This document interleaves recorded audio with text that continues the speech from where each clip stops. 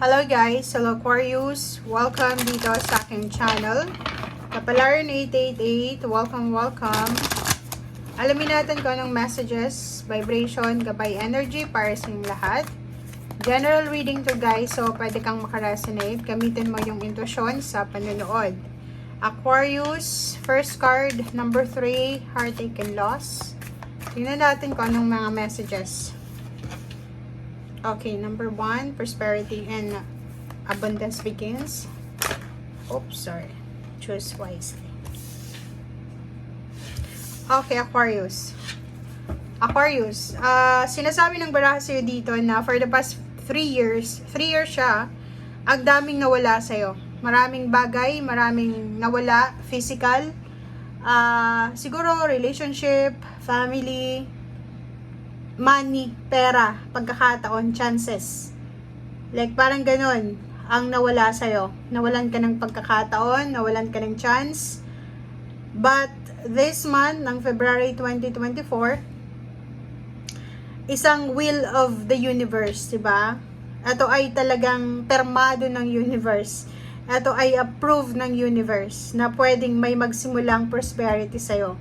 At ang prosperity na to, it's either kung ikaw ay in a relationship, pwedeng yung karelasyon mo ay bigla siyang mapopromote, tataas yung posisyon niya sa trabaho, pwede siyang lilipad papunta ng ibang bansa as soon as possible, or pwedeng kayong dalawa, magkarelasyon kayo, magkaibigan, magkapatid, magmagulang, marami kayong mga iniisip, marami kayong ideas, na kung saan ang ideas nito, ito yung magdadala ng prosperity sa buhay nyo. Ito yung, parang may gusto ko yung simulan, may gusto ko yung itanim na binhi.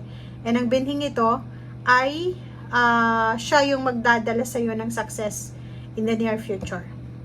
But meron din kayo, kasi may choose wisely dito, ang problema lang, meron sa inyo Aquarius na sobra-sobra yung takot nyo sa buhay. Natatakot kayo na baguhin yung kinaugalian nyo, yung komportableng buhay sa inyo. Kasi parang mas komportable ka sa isang lugar, sa isang company, sa isang, kasi gamay mo na siya, like sa trabaho, kahit sobrang baba ng sweldo, mas prefer mo yan kasi marami ka ng kaibigan, alam mo na yung ginagawa mo. Pero hindi mo alam, paglabas mo ng company na yan, maraming mas mataas pang pasahod or mas maraming company ang nag-offer ng mas mataas na sweldo, same type ng work na ginagawa mo ngayon, same na pagod, parang ganon. So choose wisely. Sa usaping pera to, this month ng February, nasa kamay mo daw, nasa decision making mo kung gusto mong umasenso or kung gusto mong mag-stay sa kung anong man ang meron ka sa ngayon. Okay, thank you.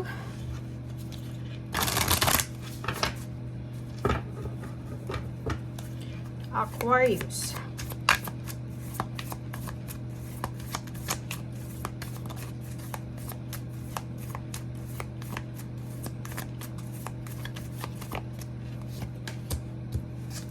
Okay, so kung may mga iba sa inyo dito na confused, sinasabi ng baraha sa'yo dito na lift everything sa ating Panginoon. Kasi number 5 to 3 plus 2 is 5. Ang dami-dami mong mga concern sa buhay. Ang dami mong pinoproblema.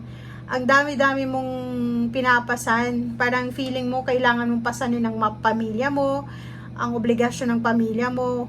Parang ganon. So, ibigay mo na daw yan sa Panginoon. Lift everything sa ating Panginoon. Yung mga hinaing mo sa buhay, yung mga bagay-bagay na alam mong wala kang control dito sa mundo.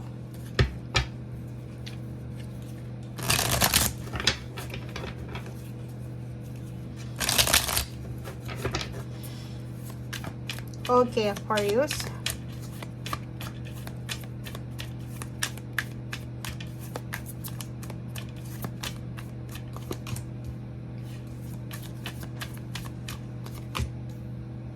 Ang galing.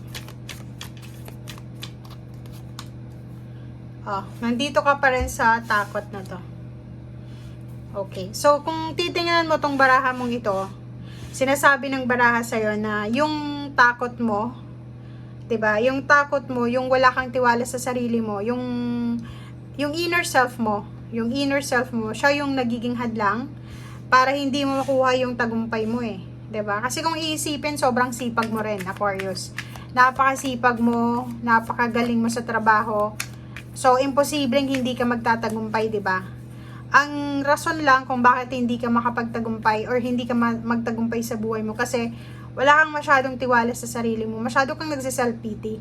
Na feeling mo ikaw yung pinaka-least sa mga tao sa paligid mo. Hindi mo alam, may list pa kaysa sa'yo. 'Di ba? And masyado mong ina-underestimate yung kakayahan mo sa buhay. Okay? Kung makikita mo to, sinasabi ng baraha sa'yo dito na may possible dito na victory and success. May posibleng darating sa buhay mo. Pwedeng unexpected siya or expected kasi prosperity begins to eh. Hindi natin ini-expect kung ano yung prosperity na magbo-blossom or magbo-bloom sa buhay mo. But sinasabi ng baraha sa'yo na may pagkakataon ka ngayon, kung trabaho man ito na ginagawa mo sa ngayon, pwedeng eto na yung paraan, eto na yung dahilan na makakaalis ka na sa problemang kinasasadlakan mo sa ngayon. So, parang nakikita natin na may victory and success, may freedom, may contentment dito, may savings, parang ganon. So, ibig sabihin, ano man itong gagawin mo sa ngayon, ituloy mo lang kasi yan yung magdadala sa'yo ng sobra-sobrang happiness.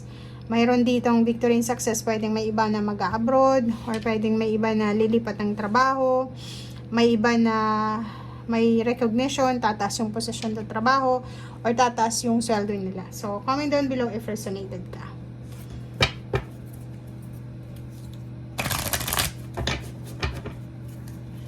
Okay, one card lang tayo dito. Career. O, diba? So, sinasabi ng baraha mo dito na kailangan mo lang mag-focus sa yung career. Okay, focus ka lang sa career mo, or sinasabi ng baraha sa'yo dito na may posibleng pag-asa. May pag-asa na maging strong ang foundation mo. May pag-asa ka na makalipat ng trabaho. Kung makikita mo, meron ditong hagdan. 'Di ba? So, meron ditong pwede kang akyatin. So, para makuha mo yung foundation. So, yun na nga. Tiwala sa sarili. Lakas loob. Tiwala sa sarili. Yun ang kailangan mo. Kasi may pag-asa eh. Ang dami-dami mong pag-asa. Ang daming oportunidad, posibilidad na posibleng umasenso ka, tumaas yung posisyon mo sa trabaho, maging matatag yung pundasyon mo. Like yung secured talaga. 'Di ba? Kaso lang, kulang ka sa motivation, kulang ka sa determination, at the same time, kulang ka sa lakas loob.